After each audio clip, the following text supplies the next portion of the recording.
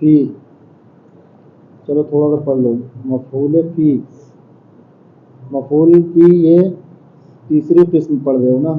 پہلے مفعول مطلق پڑھے، پھر مفعول بہی پڑھے، اس کے بعد مفعول فی، اس کے بعد جو ہے مفعول لہو مفعول معہو آئے گا. 5 مفاعیل ہیں. مفعول فی در حقیقت ظرف ہوتا ہے جس میں کوئی کام واقع ہو، چاہے وہ زمانہ ہو چاہے جگہ ہو. جیسے میں نے مسجد میں نماز پڑھی، نماز پڑھی یہ ایک فعل ہے جس کا وجود ہوا. کہاں پہ نماز پڑھی؟ مسجد میں. ٹھیک ہے، تو مسجد وہ جگہ ہے جہاں پر فعل وقوع پذیر ہوا. ٹھیک ہے. فجر کی نماز کے بعد میں نے تلاوت کی. تلاوت کرنا فعل ہے، واقع ہوا ہے. کب واقع ہوا ہے؟ فجر کے بعد. تو فجر کے بعد کیا بنے گا؟ ظرف مکان ہے نا، ظرف زمان ہے. ٹھیک ہے، تو یہاں پر مفعول فی کی تعریف کر رہے ہیں. ہوا اسم ما وقع فعل الفاعل فی، وہ ایسی شے کا نام ہے جس میں فاعل کا فعل واقع ہوا ہو، جس میں واقع ہوتا ہے.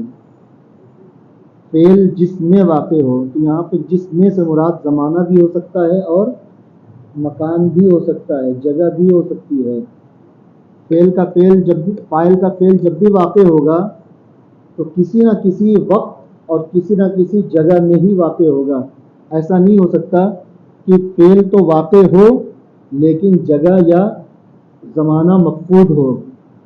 ایسا کسی کے بس میں ہے کہ کسی فعل کو انجام دے اور اس زمانے سے باہر نکل کے انجام دے، یا کسی مکان سے باہر لامکان میں جا کے انجام دے؟ ممکن ہی نہیں ہے. اللہ تعالیٰ نے ہر فعل کو زمان اور مکان سے مقید کیا ہے. یہ الگ بات ہے کہ کبھی متکلم کیا جو مقصود ہوتا ہے نا، کبھی زمانہ بتانا مقصود ہوتا ہے نا، کبھی جگہ.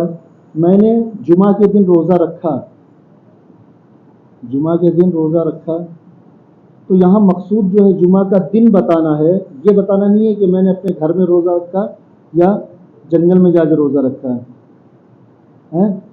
میں نے فجر کے بعد تلاوت قرآن کی، تو یہاں پر تلاوت قرآن کب کی گئی ہے، وقت کیا تھا، یہ بتانا مقصود ہے. جب بھی تلاوت قرآن ہوگی کوئی نہ کوئی جگہ پہ ہوگی، یا تو کمرے میں ہوگی یا مسجد میں ہوگی یا چھت پہ ہوگی یا میدان میں ہوگی، کسی جگہ ہی میں ہوگی. لیکن یہاں متکلم کا مقصود یہ نہیں ہے. تو جب بھی کسی فاعل کا فعل وجود میں آئے گا تو اس کے لیے ایک زمانہ ہوگا، ایک مکان ہوگا. کبھی زمانہ بتانا مقصود ہوتا ہے، کبھی مکان بتانا مقصود ہوتا ہے. تو جس میں فعل واقع ہوا، جس زمان میں یا جس مکان میں، اسی کو ظرف کہتے ہیں، وہی مفعول فی ہے. ٹھیک ہے.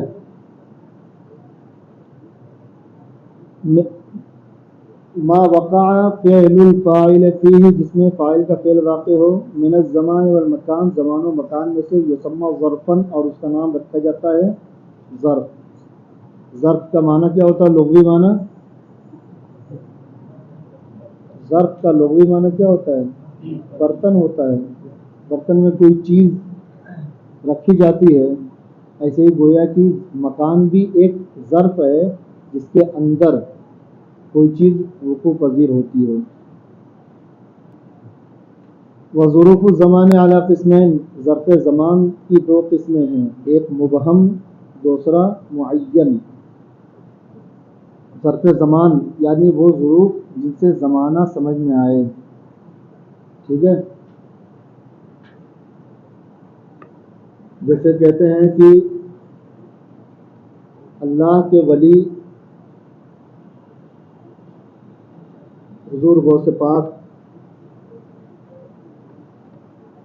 ہمیشہ روزہ رہا کرتے تھے.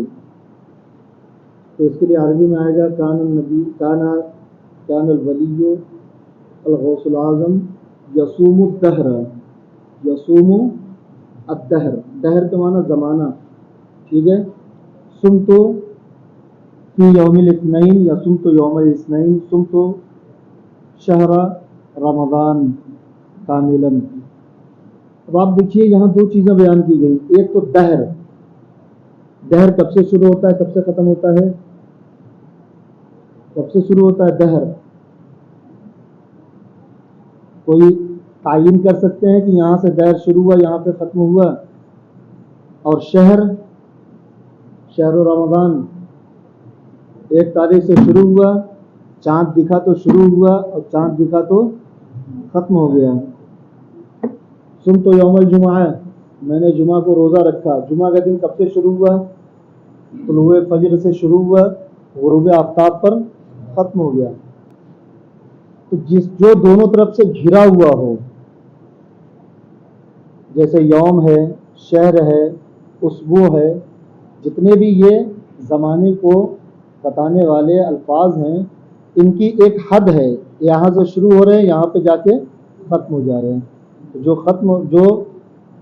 حد جن کی ہے انہیں محدود کہتے ہیں، اور جن کی کوئی حد نہیں ہے انہیں مبہم کہتے ہیں.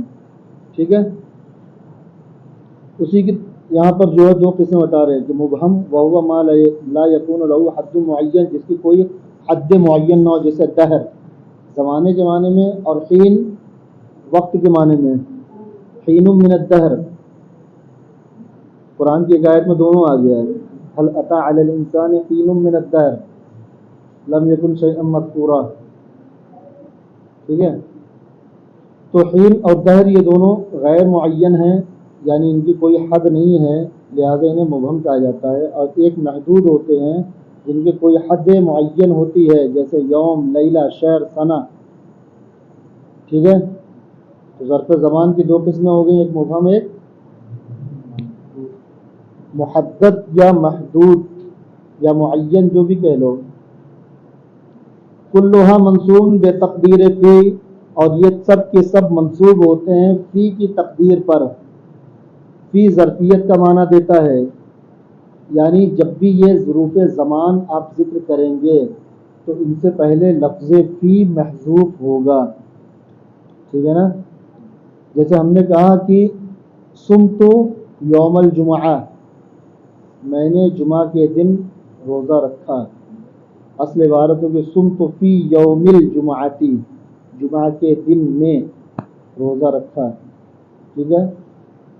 تو یہ سب جو ہوتے ہیں مبہم ہو چاہے محدود ہو، یہ فی کی تقدیر پر، یعنی اس سے پہلے فی کو مقدر مانا جاتا ہے. فی اگر ظاہر ہو جائے گا تب یہ منصوب نہیں رہ جائے گا. کیا ہو جائے گا؟ فی کی وجہ سے مجھول. جیسے صلیت فی المسجد، صلیت فی المسجد. طفت فی السوق، میں نے بازار میں چکر کاٹا. تو یہ جب فی ذکر کر دیا جائے گا، فی کی دو صورتیں ہیں. بعض دفعہ فی محذوف ہوتا ہے اور بعض دفعہ فی محذوف نہیں ہوتا، ان کو ظاہر کرنا ضروری ہوتا ہے. آگے بیان کر رہے ہیں. ٹھیک ہے. جو ظرف مکان محدود ہوتا ہے اس میں فی کو ظاہر کرنا ضروری ہوتا ہے. ٹھیک ہے. جیسے میں نے مسجد نماز پڑھی، تو یہاں پر کیا پڑھیں کہیں گے؟ صلیت فی المسجد. اگر آپ نے کہہ دیا صلیت مسجدن تو یہ عبارت درست نہیں ہوگی. فی کو ظاہر کرنا.